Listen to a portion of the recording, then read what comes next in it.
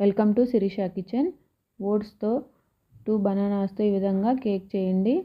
పిల్లలు ఇంట్లో వాళ్ళందరూ ఇష్టంగా తింటారు. స్నాక్స్కి కూడా చాలా బాగుంటుంది. దీనికోసం స్టవ్ మీద కుక్కర్ పెట్టుకొని అడుగున సాల్ట్ వేసి ఒక ప్లేట్ పెట్టుకొని కుక్కర్ని ప్రీహీట్ చేసుకోవాలి సిమ్లో.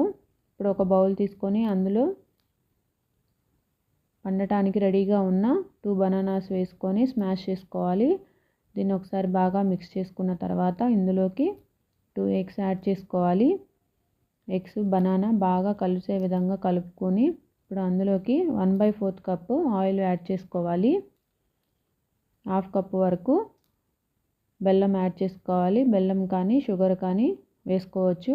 మీరు ఏ కప్పుతో అయితే పిండి మెజర్ చేసుకుంటారో ఆ కప్పుకి 1/2 కప్పు వేసుకుంటే సరిపోతుంది. ఇప్పుడు 1 కప్పు వరకు ఓట్స్ తీసుకొని మిక్సీ వేసుకొని ఆ పౌడర్ని ఇందులోకి యాడ్ చేసుకోవాలి. కొంచెం salt, 1/2 spoon baking soda, 1/2 spoon baking powder వేసుకొని 1 స్పూన్ వెనిలా ఎసెన్స్ వేసుకొని వీటన్నిటిని బాగా కలిసే విధంగా కలుపుకోవాలి.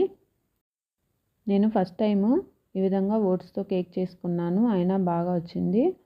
ఈ విధంగా మైదా వాడకుండా ఇంట్లోనే హెల్తీగా చేసి పెడితే పిల్లలకు కూడా ఇష్టంగా తింటారు. స్నాక్స్ బాక్స్లో కూడా మనం స్కూల్కి వీటిని పెట్టుకోవచ్చు.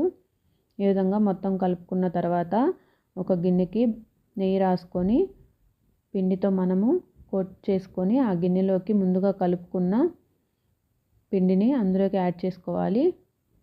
ఇప్పుడు దీన్ని వీడియోలో చూపిస్తున్న విధంగా 2 టైమ్స్ ట్యాప్ చేసుకొని ప్రీహీట్ అయిన కుక్కర్లో పెట్టుకొని 40 మినిట్స్ తర్వాత మనం ఈ విధంగా చెక్ చేసుకోవాలి.